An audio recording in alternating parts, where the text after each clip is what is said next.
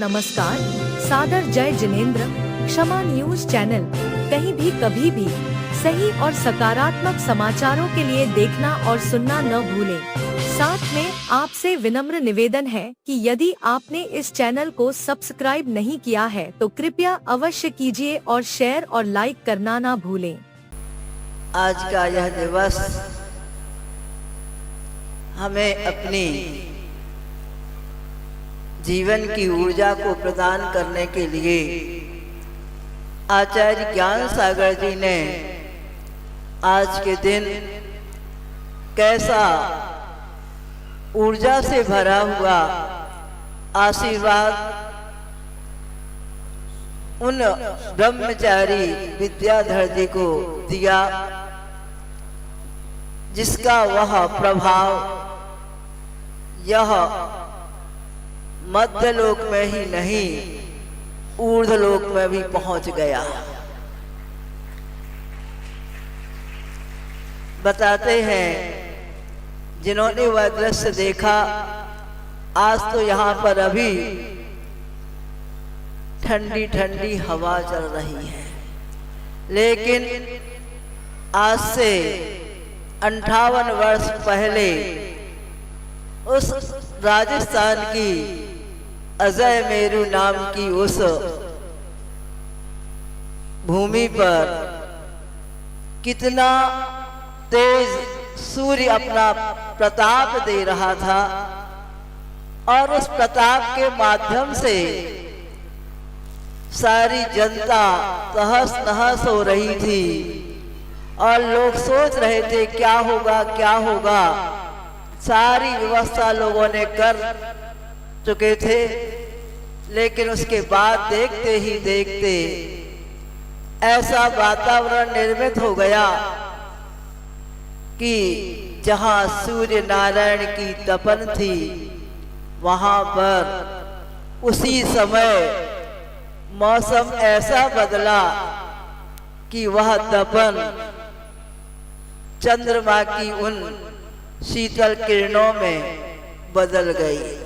इतनी बारिश हुई जिसके माध्यम से लोग जो तहस नहस हो रहे थे, समझ में नहीं आ रहा था और सबसे पहले लोग परेशान थे कि एक ऐसे नवयुवक के लिए इतने वयोवृद्ध और तपोवृद्ध और संयम वृद्ध होकर के आचार्य ज्ञान सागर जी सब लोगों के विरोध होने के बावजूद भी सीधी सीधी दिगंबरी मुनि दीक्षा दे रहे हैं। राजस्थान की उस पावन धरा पर लोग इसलिए आए थे कि देखो ऐसा गोरा नारा और ऐसी शरीर की काठी जिसको देख करके कुछ भी हो सकता है। ये इस जैन धर्म का जो सबसे श्रेष्ठ कार्य है मुनि दीक्षा, और उसको इस यौवन अवस्था में कैसे पालन करेगा, क्या होगा इसका भविष्य, सब संकेत थे। प्रकृति ने उसका समाधान दिया कि तुम लोग इस भौतिकता की चकाचौंध में कैसे झुलस रहे हो, उससे त्राण पाने के लिए सबके अंदर एक जिज्ञासा है, कैसे हम इस तपन से बचें, कैसे इस झुलसन से उभरे। और उभरने का मात्र एक साधन है। कहा जाता है यदि संत न होते जगत में तो जल जाता संसार। ऐसी तपन है भौतिकता की, और उस तपन में कैसी शीतलता प्रदान करेगा यह महान भव्य आत्मा। इसका अंदाजा उस बारिश से सबको लग गया था। प्रकृति क्या होती है, प्रकृति से कैसे अपने जीवन का श्रृंगार किया जा सकता है। बाह्य प्रकृति शरीर के श्रृंगार के काम आती है, लेकिन अंतरंग प्रकृति अपने आंतरिक वैभव को प्रकट करते हुए दुनिया को ये बता देती है कि यह कौन सा व्यक्तित्व है जो प्रकृति कहो, स्वभाव कहो, नेचर कहो, उसमें लीन होती चली जा रही है। और जाते ही देखना क्या मिलेगा उसको। और आज सबको विदित है, कहने की आवश्यकता नहीं है कि ऐसे उस महान व्यक्तित्व को धारण करने वाले आचार्य श्री विद्यासागर जी ने आज के दिन जो दैगम व्रत को धारण किया था, अंतरंग से और बहिरंग से, वह दशा क्या दिखा गई न 54 वर्षों में सबको अनुभव है। कोई उनके पास पहुंचा या नहीं पहुंचा, दूर भी रहा है, लेकिन उसे भी कुछ ना कुछ अवश्य मिला है, क्योंकि वह व्यक्तित्व इस भारत भूमि की उस धरा पर जो बिल्कुल विश्व के मध्य में आती है, ऐसे उस धरा पर अवतरित होकर के क्या दिया, क्या शारीरिक स्वास्थ्य, क्या मानसिक स्वास्थ्य और क्या वाचनिक प्रकृति से हमारा परिचय कराते हुए आज आत्म तत्व की ओर मोड़ा है जिन्होंने। एक प्रसंग याद आ गया, बात 1994 की है। वर्षा योग हमें आचार्य श्री जी ने विदिशा का दिया और विदिशा में हमारा वर्षा योग चल रहा था। लोग वहां पर बड़े परेशान थे, बोले माता जी हमें ये समझ में नहीं आता, आचार्य श्री सब जगह जाते हैं लेकिन विदिशा को क्यों छोड़ दिया, अभी तक उनका आना नहीं हुआ, आखिर कारण क्या है, आप बताइए। मैंने सोचा मैं क्या कारण बताऊं, आचार्य श्री ने तो यहाँ हमारे लिए वर्षा आयोग को भेजा है और मुझे मालूम भी नहीं था कि आपके पास कौन सा कार्य होने वाला है और उसका कारण क्या है और आचार्य श्री क्यों नहीं आते हैं। हमने कहा देखेंगे, और कालांतर में जब आचार्य श्री जी के पास पहुंचे, दर्शन हुआ, बात हुई, तो मैंने ये प्रकरण उनके सामने रखा। आचार्य श्री विदिशा वालों की बहुत भावना है कि आप एक बार अवश्य विदिशा नगर में पहुंचे, आपका आगमन वहां होना चाहिए। आचार्य श्री ने सुन लिया। मैंने कहा क्या पता गलत प्रश्न तो नहीं हो गया, सोच रहे थे, इतने में क्या बोला आचार्य श्री ने, बताओ। सुनना चाहते हो कि नहीं? हाँ, बच्चे नहीं जो और बैठे हैं वो सुनना चाहते कि नहीं? सबके लिए वह एक दिशा बोध उन्होंने दिया कि देखो कहीं भी जाना होता है वो तो भव्य जीवों के भाग्य से होता है, लेकिन विदिशा वाले सब कुछ काम अच्छा कर रहे हैं, बहुत उनकी भावना है, यहाँ तक तो ठीक है, लेकिन बहुत बड़ा वजनदार शब्द है। वो क्या प्रकट कर रहा है? वो कहते हैं आचार्य श्री जी, लेकिन बात ये है कि विदिशा वाले बुलाना तो चाहते हैं, लेकिन बुलाने के पहले कोई इंतजाम हो तो इंतजार करना ठीक रहता है। वो तो हमारे पहुंचने के बाद काम करेंगे, लेकिन साधु के लिए जहां काम हो रहा हो वहां पहुंच करके थोड़ा निर्देश दिया जाता है, और यदि इसको छोड़ दिया जाए तो सारा आरंभ का दोष। सुन रहे हो कि नहीं?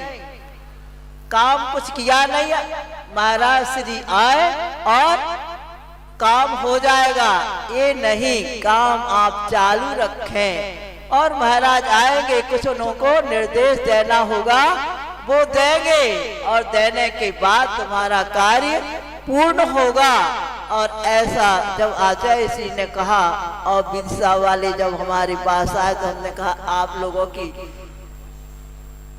भावना आचार्य श्री के सामने रख दी गई है। उन्होंने कहा है कि कुछ काम वहां हो तो बीच में अपन जा सकते हैं, लेकिन मेरे जाने से ही वो प्रारंभ करे, ये आरंभ का दोष होता है, ऐसा नहीं होता। इसलिए आचार्य श्री आपके विदिशा नगर में आज तक प्रवेश नहीं किए हैं, और उन्होंने सुन करके जा करके कुछ तैयारियां वगैरह जो करना थी, उनको जो भाव था उन्होंने किया, और कुछ कमरे सब तैयार कर लिए। उसके बाद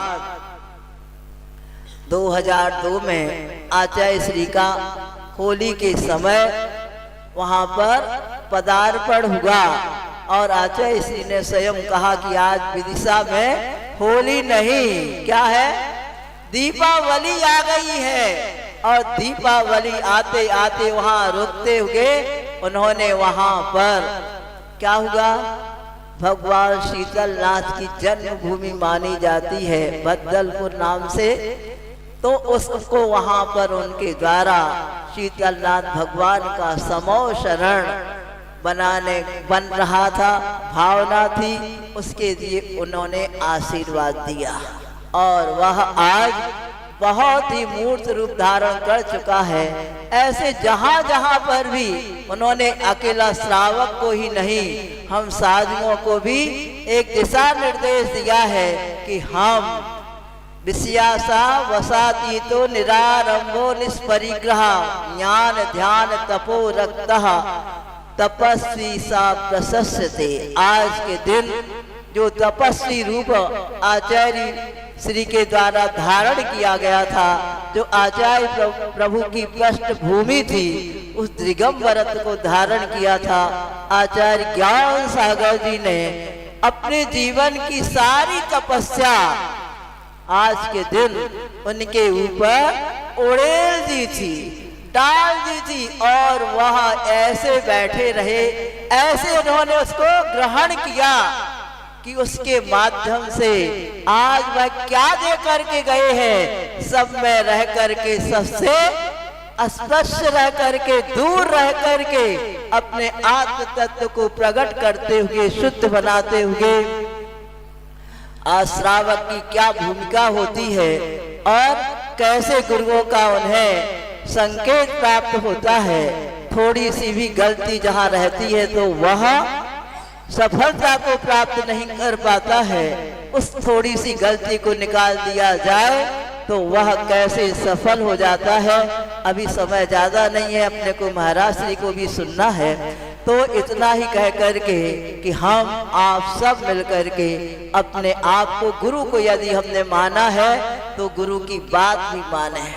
गुरु को तो सब मानते हैं, लेकिन उनकी बात कौन मानता है, कौन बिना नूनच किए कौन स्वीकार करता है। आचार्य श्री ने आज के दिन जो आचार्य ज्ञान सागर जी ने उनको दिया, वो बिल्कुल मन वचन काया से स्वीकार करते गए, उपयोग के में भरते चले गए, उपयोग में डालते चले गए, लक्ष्य बना लिया, और वह ऐसा गया, ऐसा अंदर गया कि बाद में वह कैसा प्रस्फुटित होकर के जन जन के सामने आया, और वह सबके और जन जन के प्रभु बन गए, ईश बन गए, और उन्होंने ईश्वर को अपने जीवन में प्रकट किया। हम भी उनकी आज्ञा में चल करके और जो उन्होंने कहा है उसको बिना नूनच किए ऐसे स्वीकार करते चले जाए, जैसे रास्ते में जा रहे हैं और कुछ कंकड़ पत्थर, ऊंचाई नीचाई, घाटी और खान मिलती है, उन सब से पार होकर के अपने गंतव्य की ओर बढ़ते चले जाए। बस इसी भावना से बोले आचार्य गुरु श्री विद्यासागर जी मुनि महाराज की, गुरु नाम गुरु श्री ज्ञान सागर जी मुनि महाराज की, अभिनव आचार्य परमेष्ठ श्री समय सागर जी मुनि महाराज की। आमीन। क्षमा न्यूज चैनल देखने के लिए आपको बहुत बहुत धन्यवाद। सादर प्रणाम। सादर जय जिनेंद्र।